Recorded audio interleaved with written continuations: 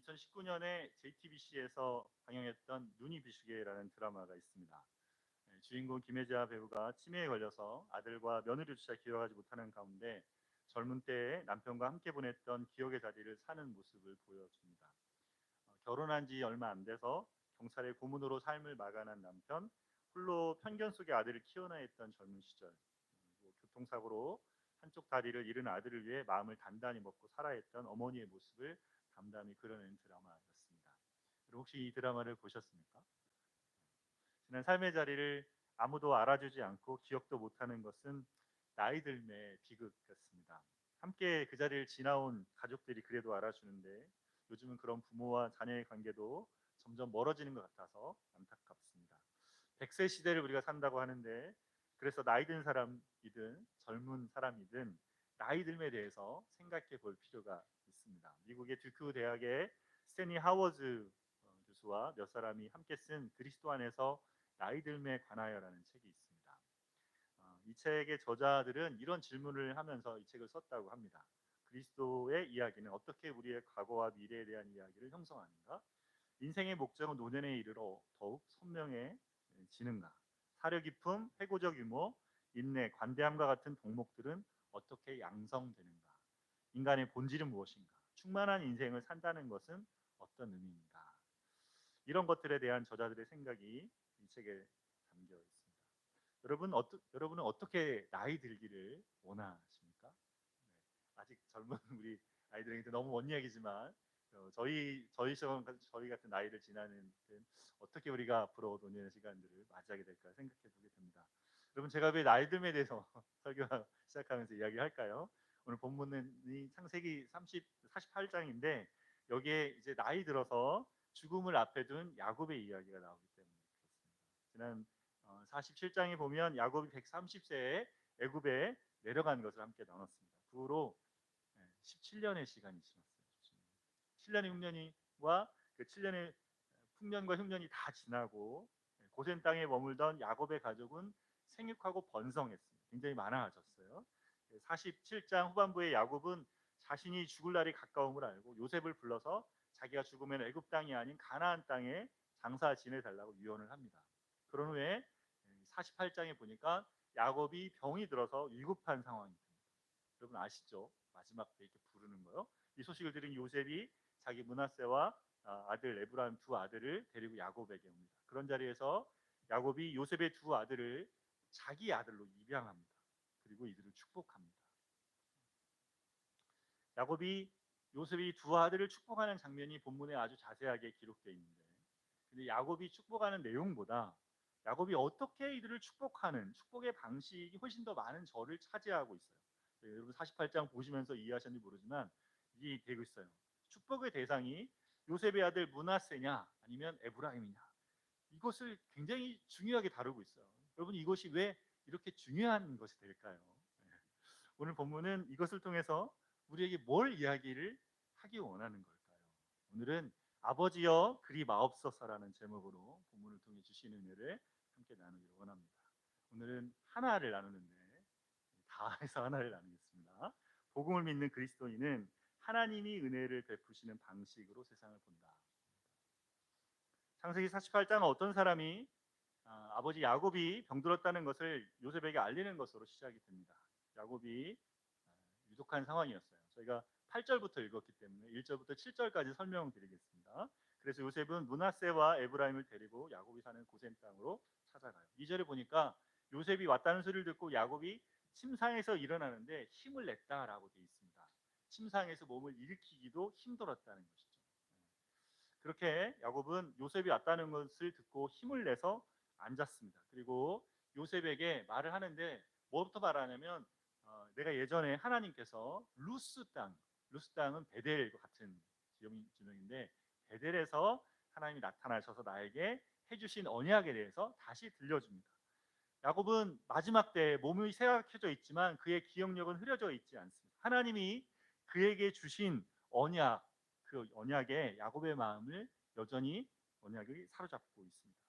여러분 이것이 중요하죠. 나이가 갈수록 마음에 중요한 것만 남게 됩니다. 전에는 이것도 중요하고 저것도 해보고 싶었는데 나이가 들면 점점 어떻게 됩니까? 삶이 단순해집니다. 관심도 취미도 하고 싶은 것도 점점 단순해지죠. 그래서 정말 내게 의미 있는 거, 나에게 잘 맞는 거, 내가 하고 싶은 거 이런 것만 이렇게 딱 남게 되는데 그런 자리에 우리 그리스도인들은 뭐가 중요해요? 하나님의 말씀과 하나님의 약속이 우리 마음에 남아 있어야 됩니다. 야곱은 그 자리에서 요셉의 두 아들을 자기 아들로 입양합니다. 뭐지 이게? 갑자기 입양한대요. 뭐라고 말하냐면 에브라임과 므낫세를 그의 야곱의 아들 루벤과 시몬처럼 같이 될 거다라고. 첫째 아들, 둘째 아들처럼. 요셉의 아들들이 야곱의 아들들이 된다는 것은 바꿔 말하면 요셉이 누구 자리에 오르는 거예요? 야곱의 자리에 오르는 거죠. 그만큼 야곱이 요셉을 존중한다는 것이죠. 애굽의 총리가 돼서 가족들 모두를 애굽에 살게 한 아들 요셉을 존중해주고 있는 것이죠. 그렇게 해서 요셉의 아들 므낫세와 에브라임은 이스라엘의 조상이 됩니다. 그래서 이스라엘 지파를 몇 지파가 있어요? 12지파인데 정확히 말하면 몇 지파가 되는 겁니까? 13지파가 되는 겁니다. 여기 둘이 더 생기니까. 아시겠죠? 땅을 분배할 때는 거기서 뭐가 빠져요? 레위 지파가 빠집니다. 레위 지파는 땅을 직접 받지 않고 도피성 안에 그 영역 안에서 그 지파를 받은 사람들이 레위 지파에 따로 거기 살게 하는 일들을 하기 때문에 그래서 12지파 그렇게 일단 알고 계시지만 실은 숫자가 13이 이렇게 됩니다. 므낫세와 에브라임 때문에 됩니다. 자, 이렇게 된 다음에 야곱이 이렇게 이야기해요. 8절과 9절 말씀 읽어보겠습니다. 이스라엘이 요셉의 아들들을 보고 이르되 이들은 누구냐? 요셉이 그의 아버지에게 아뢰되 이는 하나님이 여기서 내게 주신 아들들이니이다. 아버지가 이르되 그들을 데리고 내 앞으로 나오라. 내가 그들에게 축복하리라. 야곱이 앞에서 7절까지 8절까지 7절까지 이걸 다 했는데 다시 물어보는 거예요. 이들이 누구냐 이렇게. 이미 알고 있는데 이걸 왜 또 물어봅니까? 학자들은 야곱이 이들이 누군지 몰라서 물어보는 것이 아니라 축복을 공식적으로 행하기 위한 절차라고 봅니다. 그래서 야곱의 이 질문에 요셉이 하나님이 내게 주신 아들들입니다라고 이야기했어요. 야곱은 그 말을 듣고 이들을 데리고 내 앞으로 나오라 하면서 이들을 축복합니다. 야곱의 눈이 어두워서 잘 분별하지 못하는 상황이어서 요셉은 자기 아들들을 야곱에 가까이 데려가요. 야곱은 이들을 안고 입 맞추고 손자들을 보게 하신 하나님께 감사를 드립니다. 그 자리에서 요셉은 야곱에게 절을 합니다. 아버지에 대한 예의를 갖춘 거죠. 그러면서 이렇게 말합니다. 13절에서 14절 말씀 보겠습니다. 오른손으로는 에브라임을 이스라엘의 왼손을 향하게 하고 왼손으로는 므낫세를 이스라엘의 오른손을 향하게 하여 이끌어 그에게 가까이 나아가매 이스라엘이 오른손을 펴서 차남 에브라임의 머리에 얹고 왼손을 펴서 므낫셋의 머리에 얹으니 므낫세는 장자라도 팔을 엇바꾸어 얹었더라. 그 요셉의 아들은 첫째가 므낫세고 둘째가 에브라임입니다. 그래서 지금 야곱이 이렇게 앉아 있는 침상에 앉아 있는데 데려오는 거예요. 요셉이 아들들을 이렇게 절을 하고 아들들을 데려오는데 어떻게 하냐면 자기의 오른손으로는 누구를 에브라임을 그 왼손으로는 므낫셋을 데리고 옵니다. 여러분이 데려온다고 생각해 보세요. 이렇게 두 아들을 손으로 이렇게 아버지가 잘 못 보니까 데려와요. 므낫세와 에브라임. 그러면 뭘 생각하고 그럽니까? 축복을 해달라 그러면서 자연스럽게 어떻게 돼요? 야곱이 손을 얹으면 오른손으로 데려온 므낫세 에브라임을 데려오니까 그러면 어떻게 됩니까? 에브라임은 왼손을 얹게 되고 므낫셋을 왼손으로 데려오니까 자연스럽게 오른손을 얹게 되는 거예요. 축복을 이렇게 하게 되겠죠. 그러니까 므낫세에게 뭐예요? 큰 아들인 므낫세에게 오른손이 얹혀지고 작은 아들인 에브라임에게 왼손이 얹혀지게 하려고 그렇게 데려오고 있었어요. 오고 있는데 야곱이 어떻게 했냐면 이렇게 하는 거예요. 손을 이렇게 대는 거예요. 이렇게 대고 축복을 하는 거죠. 그러니까 어떻게 돼요? 오른손이 에브라임에게 가고 왼손이 므낫세에게 가게 됩니다. 그게 왜 이렇게 중요합니까? 뭐가 이렇게 중요해 이게 도대체 뭐야? 근데 당시 이게 중요해요. 당시에 손이 중요해요. 손이 왜 중요하냐면 그 당시에 그 고대 근동 사람들은 이 오른손이 권위와 탁월한 능력과 축복과 은혜를 부여하는 손이라고 여기 있습니다. 제가 지난 6월에 인도네시아에 갔는데 거기서는 왼손으로 사람들과 왁수하거나 물건을 주고받지 않아요. 여기 예의가 없어요. 왜요? 이 사람들은 화장실에 휴지가 없어요. 화장실에 수도꼭지 있잖아요. 아니 물 바가지나 물 담겨 있는 거 그거밖에 없어요. 왜요? 볼일을 보고 나서 수도꼭지로 뒤에 이렇게 물을 해가지고 왼손으로 닦으라는 거예요. 그 왼손은 그렇게 씁니다. 그러니까 왼손을 가지고 밥을 먹는다든지 악수를 한다 이거는 다 예의 어긋나는 거죠. 그러니까 특별한 문화에 따라서 특별한 그 당시에 특별하게 주는 방식이 있는 거죠. 지금 고대 근동은 어떻다는 거예요? 그 당 오른손이 중요한 거예요. 첫째는 당연히 오른손으로, 둘째는 그 다음이니까 왼손으로 축복을 해야 된다라고 지금 요셉은 여기고 있는 것이죠. 근데 야곱은 이 상태로 축복을 해버려요. 뭐라고 축복합니까? 15절 16절 말씀 같이 보겠습니다. 그가 요셉을 위하여 축복하여 이르되 내 조부 아브라함과 아버지 이삭이 섬기던 하나님, 나의 출생으로부터 지금까지 나를 기르신 하나님, 나를 모든 환난에서 건지신 여호와의 사자께서 이 아이들에게 복을 주시오며 이들로 내 이름과 내 조상 아브라함과 이삭의 이름으로 칭하게 하시오며 이들이 세상에서 번식되게 하시기를 원하나이다. 뭐라 했어요? 내 할아버지와 아버지, 그러니까 섬기시던 하나님, 내가 태어났을 때부터 지금까지 나를 기르신 하나님, 나의 모든 환난에서 건지신 여호와의 사자께서 이들에게 복 주시고 이들이 세상에서 번성하게 해 주십시오라고 축복합니다. 야곱이 하나님을 부르는데 하나님이 나의 출생부터 지금까지 나를 어떻게 하셨어요? 기르셨어요. 하나님이 자기를 목자처럼 돌보시고 기르셨다고 고백합니다. 그리고 그의 모든 환난 속에서 그를 건지셨다고 고백합니다. 야곱이 요셉의 두 아들에게 하는 축복이 뭐입니까? 바로 야곱의 신앙 고백. 자기 인생을 통해 알게 된 하나님에 대한 신앙 고백이었습니다. 평생 그와 함께 하시며 속이는 자로 살았던 자기를 돌보시고 지켜주신 하나님을 고백하고 있습니다. 인생의 수많은 환난 속에서 자신을 구원해 주신 분이라고 고백하고 있어요. 인생의 말년에 야곱은 이 하나님과의 관계를 입양한 두 아들에게 지금 축복을 통해 주고 있는 것이죠. 평생 자기가 만나고 알아왔던 하나님께서 그렇게 이들에게도 함께해 주시를, 그래서 아브라함과 이삭과 야곱으로 이어지는 하나님의 약속이 이들에게도 성취되기를 바라고 있습니다. 여러분, 이게 중요합니다. 노년에 우리 그리스도인들이 가지고 있어야 하는 가장 중요한 것은 돈이나 명예나 경험이 아니에요. 뭐야 돼요? 주님을 아는 것이어야 됩니다. 여러분, 다른 거 아까 말했던 돈과 명예와 경험도 있어도 좋겠지만 그보다 더 중요한 것이 주님을 만난 우리의 삶으로 만난 그 주님을 아는 것이어야 됩니다. 여러분, 영생이 뭐라 그랬어요? 요한복음 17장 3절에 영생은 유일하신 참 하나님과 그 보내신 자 예수 그리스도를 아는 것이다. 영원한 생명, 복음 안에 주시는 이 생명을 가지고 주님을 알아가고 날마다 그분과 함께 나는 이렇게 살았어, 주님은 이런 분이시고 너에게 이런 삶을 주실 거야라는 이 고백이 우리에게 있어야 되는 것이죠. 여러분, 날마다 야곱과 같은 이 고백을 가진 삶을 지금 살아가고 계십니까? 지난주에 주님과 함께 살며 거기서 주님이 여러분을 기르시고 돌보시고 환난을 이기게 하시는 것을 여러분 경험하셨습니까? 그런데 이렇게 야곱이 축복하는 것을 듣고 있던 요셉의 마음이 굉장히 불편했습니다. 17절 18절 말씀 보겠습니다. 요셉이 그 아버지가 오른손을 에브라임의 머리에 얹은 것을 보고 기뻐하지 아니하여 아버지의 손을 들어 에브라임의 머리에서 므낫셋의 머리로 옮기고자 하여 그의 아버지에게 이르되 아버지여 그리 마옵소서, 이는 장자이니 오른손을 그의 머리에 얹으소서 하였으나. 요셉은 아버지의 오른손을 에브라임의 이렇게 오른손이 얹어 있는 것을 보고 마음이 불편했어요. 여기 기뻐하지 아니하여라고 말씀하는데 원문을 그대로 번역해 보면 그의 눈이 악하해졌다, 사나워졌다 이렇게 됩니다.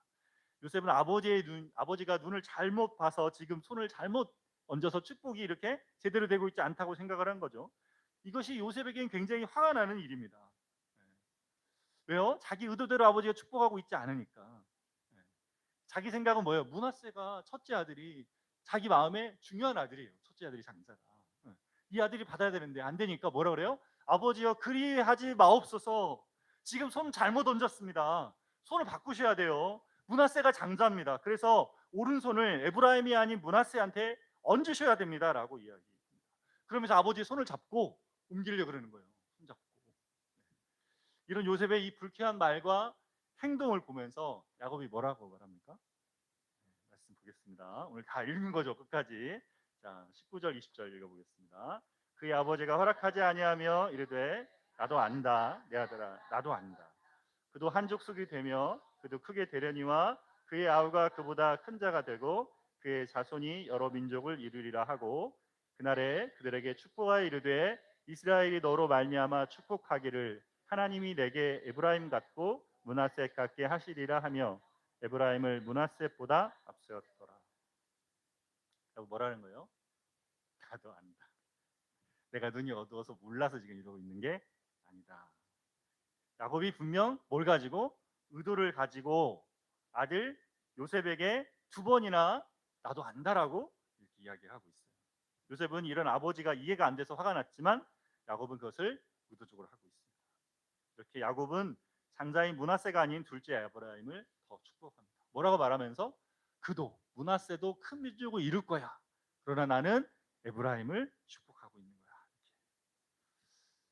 여러분 말씀이 끝났는데 야곱이 왜 이러고 있는 겁니까? 네? 뭐가 의도가 있는 거예요? 쌍둥이 네. 야곱이 뭐예요? 야곱이 둘째였잖아요. 형이 쌍둥이 형이었고. 그래서 어떻게 해요? 그것 때문에 그 순서가 바뀌어가지고 내가 조금만 빨리 태어났으면 그냥 축복 받는 건데 형이랑 아버지 속인다고 그 속였다가 평생 내가 도망자로 살고 이렇게 살았던 게 한이 돼서 그래서 둘째한테 내가 지금 축복할 거야 이렇게 지금 하고 있는 것입니까? 여러분 그렇게 해석이 되십니까? 그럴 수도 있죠. 우리가 평생 한이 되면 내 못 이룬 꿈을 너에게 이루기를 원해 이렇게 지금 생각할 수 있잖아요. 마치 그러고 있는 것처럼 보여요. 내가 일부러 이러고 있는 거야 요셉아, 나도 알아.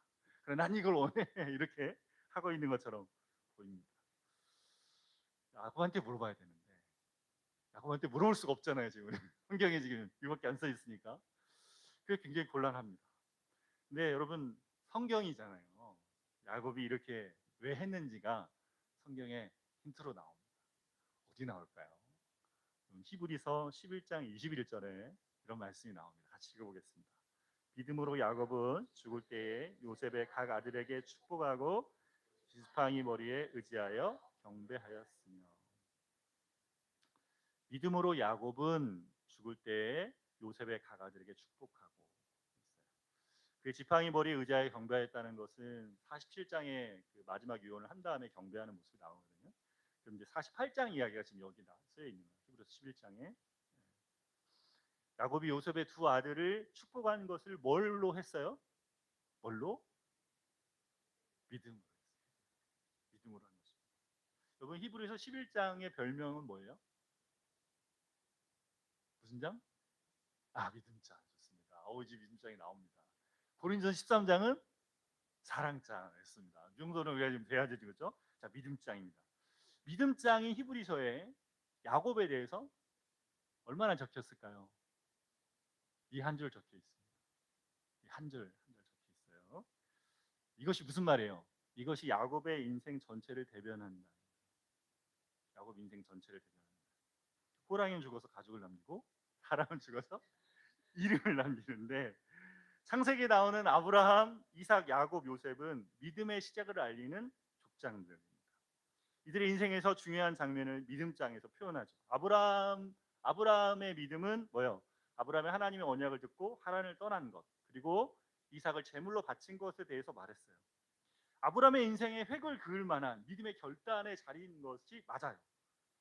그래서 믿음 정말 아브라함 믿음으로 살았구나 이렇게 우리가 알 수 있습니다. 근데 야곱은 왜 여기를 야곱의 인생에서 얼마나 많은 이야기 있습니까? 베델에서 우리가 아는 돌베개 비고 잘 때 하나님의 사닥다리가 하늘과 땅인 사닥다리가 내려와 하나님이 주신 약속이 있었던 자리.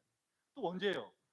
그 야복강에서 씨름할 때 밤새 씨름해서 환도뼈 맞아가지고 야곱의 이름이 이스라엘로 바뀌는 그때. 이 정도 믿음으로 그렇게 했더라. 이 정도 해줘야 되는데 왜 여기입니까? 왜 여기에요? 왜 이게 중요하냐고 여기가. 왜 이렇게 중요할까요? 왜 야곱의 인생의 획을 긋는 믿음의 그 본을 그 자리로 말하는 것입니까? 그만큼 지금 야곱이 하고 요셉에 있는 이 두 아들을 축복하는 방식, 이것이 의미 있고 중요하다는 것이죠. 이것이 왜 야곱이 한 믿음의 행위입니까? 야곱은 여기서 뭘 믿고 있는 거예요? 뭘 믿고 있습니까? 죽음 앞에 두고 지금 여기서 야곱은 선명하게 보고 있는 게 있습니다. 하나님이 주시는 은혜, 하나님이 베푸시는 은혜의 역사가 삶에서 어떻게 펼쳐지는지를 보고 있는 것이죠. 야곱이 하나님이 주시는 눈으로 자기 자신과 세상의 삶을 지금 바라보고 있는 거죠. 야곱에게 화가 나서 아버지여 그리 마옵소서라고 하며 그의 손을 들어 바꾸려는 요셉을 보면서 지금 야곱이 이렇게 말하고 있는 거예요. 아들아, 안다. 나는 내가 왜 화를 내는지 알아. 근데 지금 이게 맞아. 아들아, 내가 지금 내게 무엇을 말하는지를 알고 있어. 너의 마음처럼 나도 그렇게 살았단다. 너의 눈처럼 나도 세상을 그렇게 보았단다. 먼저 축복을 가로채면 이것이 내 것이 되는 줄 알았다. 마음의 열정을 가지고 내 온몸을 다 얹어서 사랑하면 어떤 여인이든 얻을 수 있을 거라고 생각했단다. 내가 가진 힘과 지혜를 가지고 최선을 다해서 일하면 그것에 맞는 보상을 주어질 줄 알고 살았단다. 그렇게 세상 사람들이 살아가는 방식대로 살았는데 나의 목자이신 하나님, 나를 기르신 하나님의 방식은 다르더라. 그분이 내 인생에 들어오셔서 목자가 되셔서 나를 기르시는데 그분의 방식은 다르더라. 그분이 나를 지키고 돌보시고 기르시면서 내게 주신 삶에서 나를 바꾸어 주시더라. 그분이 내 삶에 일하시는 방식은 내가 상상도 못하던 방식이었다. 나는 늘 실패했다. 아버지와 형을 속이며 가르친 축복이 나를 불행하게 만들었고, 내가 마음에 품었던 사랑이 나의 가정에 다툼을 가져왔고, 너 형들이 나를 속여서 내게 그 사나운 짐승에 네가 죽었다고 했을 때 내가 너를 잃고 눈물 흘리며 살았던 20년의 세월 동안 나는 우울했다. 나는 살 소망이 없었고 기쁨을 잃어버린 채 죽음 같은 시간을 보냈다. 그 시간을 지나면서 하나님께서 너뿐 아니라 너의 아들들까지 내게 보게 하셨다. 그 세월 속에 그분이 나를 가르치고 나를 기르셨다. 그분이 내게 알게 하신 것은 인생이 내 마음대로 되는 것이 아니라 그분의 손 안에 있고 그분의 뜻대로 이루어지는 것인 것을 알게 하셨단다. 아들아, 안다. 나도 안다. 네가 무엇을 구하고 있는지, 무엇을 바라보고 있는지를 안다. 그런데 주님이 사람을 택하시고 사람을 세우시고 사람에게 복을 주시는 방식은 다르다. 나는 이것이 보인다. 이것을 알게 하신 주님께서 깨닫게 하신 것을 따라 지금 너희 두 아들들을 이렇게 축복하고 있는 것이다. 이것이 맞다. 나는 지금 무엇을 하고 있는지를 정확히 알고 있다. 이렇게 말했죠. 야곱이 요셉의 두 아들에게 했던 축복의 방식이 야곱의 믿음의 고백이었습니다. 그래서 바로 이 자리가 야곱의 삶의 절정이었어요. 인생의 끝에서 그는 가장 깊은 은혜의 자리에 서 있습니다. 인생 148세 그의 하나님의 눈으로 자신과 세상을 바라보는 눈을 가지고 지금 야곱이 서 있어요. 야곱이 진정한 이스라엘로 지금 여기에 서 있습니다. 하나님이 주시는 참된 승리를 가진 자로 여기에 서 있습니다. 그리고 이것이 바로 우리가 창세기와 성경 전체에서 계속 보는 하나님께서 사람들에게 은혜를 베푸시는 방식입니다. 여러분 창세기 안에서 좀 보시겠습니까? 하나님이 어떤 사람들을 택하십니까? 창세기에 형 가인이 아닌 아벨을 택하시죠. 약속의 후손으로 낳은 여인은 아름답고 젊은 하갈이 아닌 나이 들어 늙어 생명을 낳을 수 없는 사라였습니다. 리브가의 뱃속에서 강하고 용맹스러운 에서가 아닌 약하고 속이는 자 야곱이었죠. 아름답고 아리따운 라헬이 아닌 눈이 아름답지 못하고 아무도 원치 않는 여인 레아. 하나님이 택한 사람들이 다 그런 사람들이라는 거예요. 계속 하나님은 성경에서 우리에게 알게 하십니다. 예수님이 오셔서 만나신 사람들이 누구예요? 세리와 죄인들, 귀신 들린 자, 가늠한 여인, 혈우증 앓는 여인, 절름발이, 소경, 귀머거리, 세리와 같은 이런 사람들이었습니다. 하나님의 택한 사람들은 약한 사람들, 깨어진 사람들, 무능한 사람들, 좌절한 사람. 이것이 하나님의 은혜를 베푸시는 방식이라는 것이죠. 야곱은 지금 이것을 보고 있습니다. 이게 인생의 끝에서 자신이 하나님의 은혜를 누리는 사람인 것을 보고 있어요. 이뿐 아니라 이제 하나님의 은혜의 관점으로 자기에게 주어진 상황을 보고 있는 것이죠. 그럼 어떻게 하면 야곱처럼 됩니까? 어떻게 하면 야곱 같은 믿음이 우리에게 자리하게 됩니까? 자라야 보이죠. 자라야 보입니다. 요셉은 뭐예요? 아직 안 보여요. 요셉은 아직 안 보입니다. 믿음이 있지만 아직 야곱의 수준만큼 보이진 않아요. 하나님과 함께 인생을 살아온 야곱의 눈이 아직 요셉에게는 없는 것이죠. 요셉은 하나님의 은혜를 누리지만 하나님이 은혜를 베푸시는 방식을 보지는 못합니다. 요셉의 방식은 뭐예요?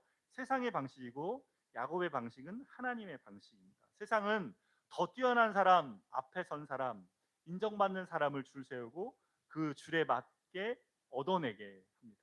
노력해서 얻고 앞에 있으니 받는 방식이죠. 근데 하나님 방식은 뭐예요? 반대죠.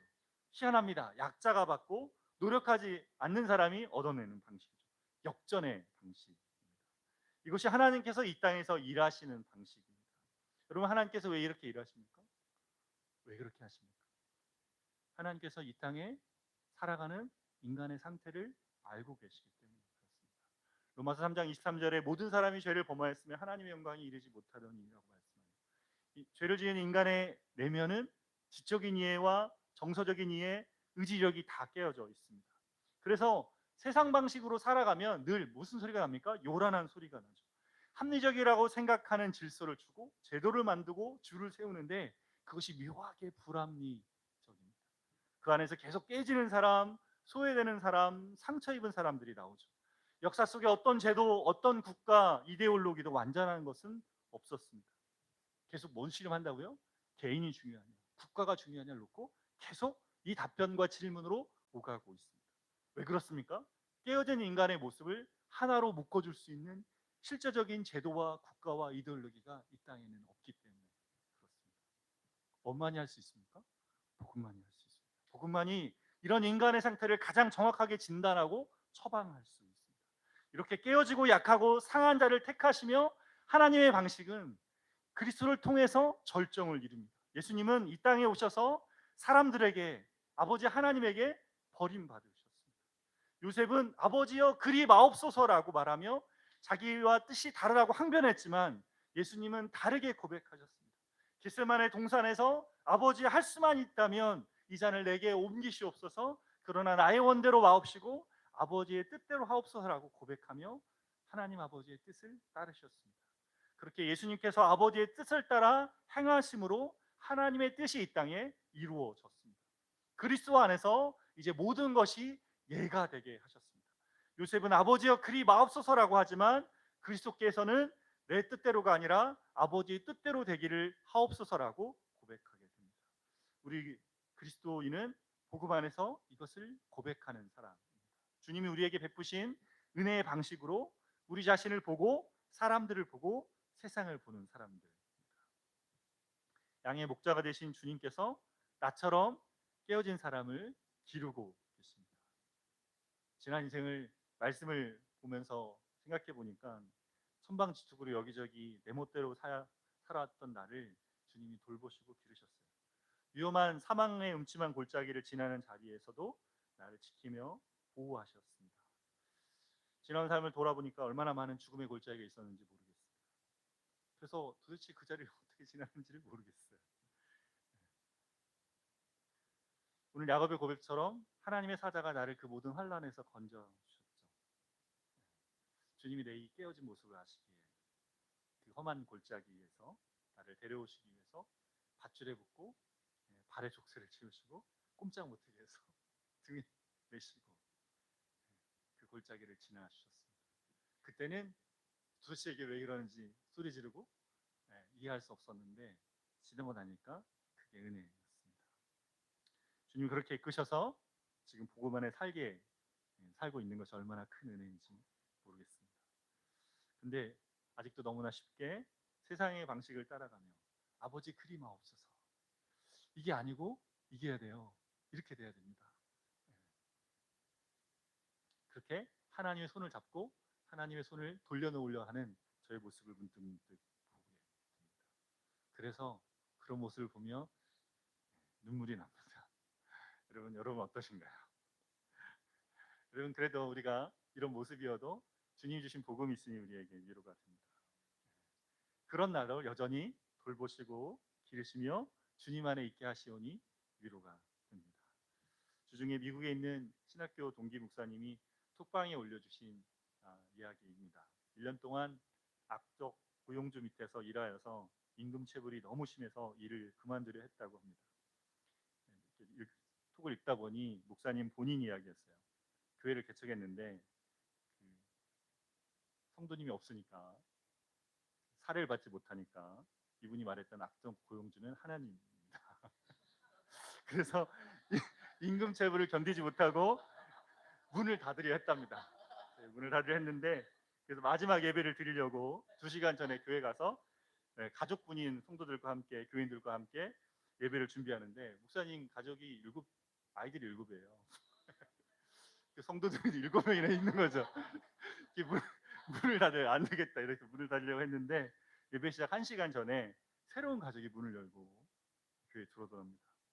그래서 이분들이 물어보니까 1년 동안 교회를 찾고 있었다고 그렇게 자리에서 교회 문은 오늘 예배 드리고 다음 주에 닫아야겠다 생각했는데 그 다음 주에도 이 가정이 계속 모시더랍니다.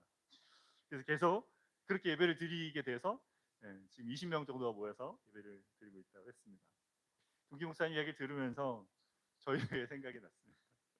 개척하고 몇 개월 동안 저희도 저희 가정만 예배를 드렸죠. 그러다가 민성 집사님이 오셔서 함께 예배를 드리고 그것이 얼마나 감사했는지 모르겠어요. 오시니까 달라지는 거예요. 저희 마음도 달라지고 교회가 드디어 이제 교회가 이제 가는구나. 그렇게 여러분 한 사람 한 사람이 저희 교회에 오셔서 지금 함께 교회를 이루고 계십니다. 여러분 우리가 뛰어나고 우리가 잘하고 인정받은 만한 일을 해서 주님 우리를 부르지 않으셨습니다. 우리의 깨어진 모습, 실패와 아픔, 상함 속에서 주님이 우리를 부르셨습니다. 우리를 위해 몸과 살이 찢겨지신 주님께서 우리의 상한 자리를 안아주시며 부르셨습니다. 우리를 함께 그렇게 주의 몸이 되게 하셨습니다. 복음 안에서 계속 주님이 주시는 은혜의 방식을 여러분 기억하시기를 바랍니다. 우리 약함을 볼 때, 실패와 깨어짐을 볼 때 주님의 은혜 안으로 들어가기를 주저하지 마시기를 바랍니다. 그분이 우리를 기르시는 목자이십니다. 세상에 속해 세상의 눈으로 나와 함께하는 사람과 상황을 바라보는 요셉 같은 눈을 가질 때 그런 나를 볼 때도 절망하지 마시기를 바랍니다. 거기서 가시관을 쓰시고 등에 채찍을 맞으시고 손과 발에 못 박히시며 모든 피와 물을 다 쏟으신 주님께서 십자가에 외치신 한마디 다 이루었다 그 말씀을 여러분 기억하시기를 바랍니다. 주님이 나를 위해 이뤄 놓으신 겁니다. 그런 나를 위해서 당하신 고통입니다. 그분이 다 이루셨습니다. 그분이 행하신 그 자리에 그 일에 나를 두는 그것이 우리가 갖는 믿음이죠. 주님 앞에 서서 주님이 주시는 그 은혜 앞에 날마다 살아가시는 저 여러분 되시기를 바랍니다. 주신 말씀 기억하며 우리 같이 찬양하고 기도하며 나아가겠습니다.